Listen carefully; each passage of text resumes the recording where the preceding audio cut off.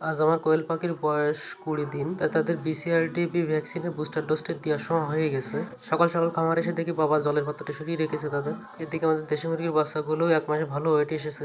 বিসিআরডিবি ভ্যাকসিনটি দেওয়ার সঠিক সময় হলো সকাল অথবা রাতে। যেহেতু দুপুরবেলা ওয়েদারটা একটু গরম থাকে, এই কারণে ভ্যাকসিনটি কার্যকারিতা নষ্ট হয়ে যায়। তাই আমরা খুব সকালে ভ্যাকসিনটি দেওয়ার উপযুক্ত সময় বলে নির্বাচন করে নিলাম। ভ্যাকসিনটি যেহেতু খুব সেন্সিটিভ, এই কারণে আমরা এটি ফ্ল্যাক্সে সংরক্ষণ করেছি।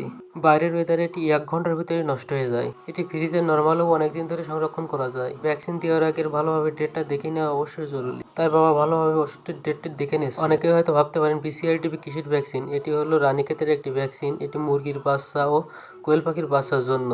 কোয়েল পাখির বাচ্চা যেহেতু অনেক, এই কারণে তাদের চোখে ফোঁটা দেওয়া সম্ভব নয়। এই কারণে আমরা ভ্যাকসিন মিশ্রিত জল তাদের খাইয়ে দিব। এই ওষুধ যেহেতু 1 ঘন্টার ভিতর খাইয়ে শেষ করতে হবে, এই কারণে আমরা 1 ঘন্টার ভিতর যতটুকু জল খাবে আনুমানিক হিসাবে আমরা ততটুকু জল নিলাম। এখানে আমরা আনুমানিক জল নিয়েছি 1/2 লিটার। যেহেতু আমাদের বাচ্চা আছে 160 পিস প্লাস, 1 ঘন্টার ভিতর তারা এই আধা লিটার জল খেয়ে ফেলবে। আমরা ভ্যাকসিনটি সংরক্ষণ করেছি উপজেলা প্রাণী সম্পদ অধিদপ্তর থেকে। এটি একটি সরকারি ভ্যাকসিন। আমরা এই ভ্যাকসিনটি সংগ্রহ করেছি আমাদের মনিরামপুর উপজেলার প্রাণী সম্পদ অধিদপ্তর থেকে। ভ্যাকসিনটি মেশানোর জন্য সিরিঞ্জে কিছুটা জল তুলে নিতে হবে। ভ্যাকসিনটি যদি নিজে থেকেই সিরিঞ্জ থেকে জল টেনে নেয় তাহলে বুঝতে হবে ভ্যাকসিনটি ঠিক আছে। যেহেতু আমাদের ভ্যাকসিনটি নিজে থেকেই সিরিঞ্জ থেকে জল টেনে নিয়েছে, সেহেতু এটি একটি ভালো ভ্যাকসিন। আর যদি জল না টেনে নিত তাহলে ভ্যাকসিনটি নষ্ট হিসাবে গণ্য হতো। বাইরের কোনো ওয়েদারে ভ্যাকসিনটি নষ্ট হয়ে গেছে বলে গণ্য করা হতো, যার কোনো কার্যকারিতাই থাকতো না। এবার ভ্যাকসিনটি ভালোভাবে ঝাঁকিয়ে আমাদের জলের সাথে অ্যাড করে নিচ্ছি। বাবা পাশে ভ্যাকসিন তৈরি করতে থাক, আমি চলে যাবো এখন আমাদের খামারে।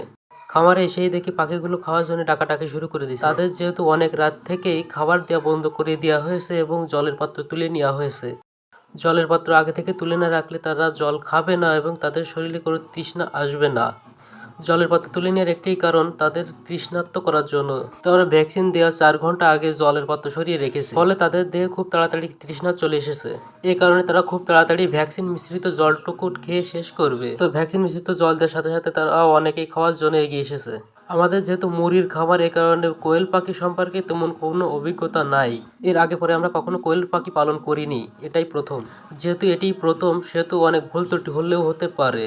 আপনারা যদি এই বিষয়ে কেউ অভিজ্ঞ হয়ে থাকেন তাহলে নিশ্চয়ই বলবেন এটি ঠিক আছে কিনা। অবশেষে একটি কথাই বলবো, সঠিকভাবে ভ্যাকসিন প্রয়োগ করুন ও ডিম ও মাংসের চাহিদা মেটান। ধন্যবাদ।